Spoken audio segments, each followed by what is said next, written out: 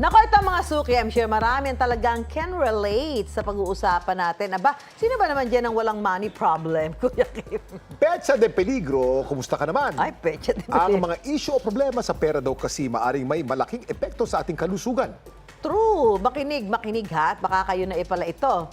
Para masimayin ang usaping pera at epekto nito sa kalusugan, kasama natin ang clinical psychologist na si Rainier Ladik.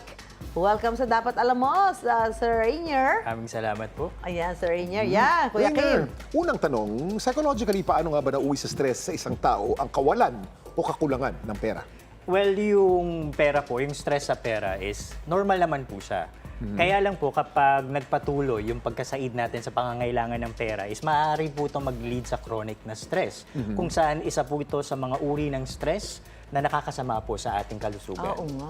Oo. Meron bang stress na maganda sa kalusugan? Actually, meron po. Yung tinatawag po natin na eustress. Ang eustress po is normal to moderate na psychological stress that can be viewed po as beneficial. Yan yung tumitibay, yan yung papatibay sa iyo. Yes, exactly. Ito po yung nakakapag-contribute sa coping mechanisms Sa natin. karakter. Ayon sa ilang pag-aaral, yung problema o issue sa pera maaari maging sanhi ng pagkakaroon ng iba't ibang sakit o health problems gaya ng anxiety, depression, heart disease at maging cause of death. Nako, paano maibabalik ang emotional stability ng isang tao na may financial o money problem? Kailangan bang ma-address agad ito? Rainier?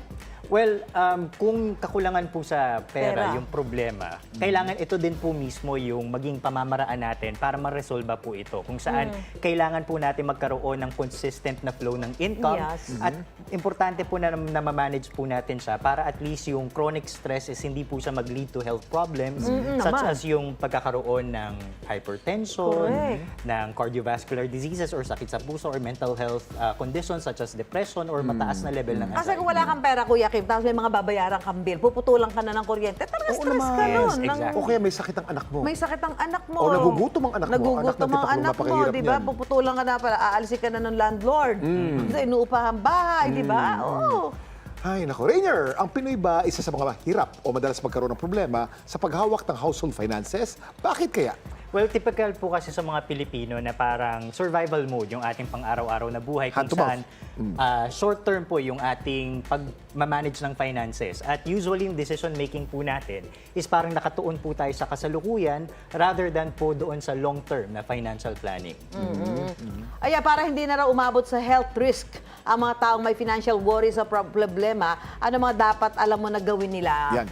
Okay, so kailangan po talaga na alagaan po natin yung ating mga sarili kung saan siguro parte nito yung paghingi natin ng tulong sa ibang mga tao lalo na kung gusto natin na magkaroon ng financial literacy at makakatulong din po na mag-share din po tayo ng ating nararamdaman sa ibang mga tao para at least mabawasan po yung tensyon na ating nararamdaman sa ating mga dibdib para magkaroon po tayo ng klarong pag-iisip para makaisip ng paraan kung paano tayo patuloy na mabubuhay. Nako. At saka tanggap na kasi na ang mental problem is actually a disease. At may Yes, mga doktor at may mga professional na pwedeng tumulong. Tama po yun. Iwasan makipag-usap sa mga scammer. Ay, nako, isa pa Exactly. yan.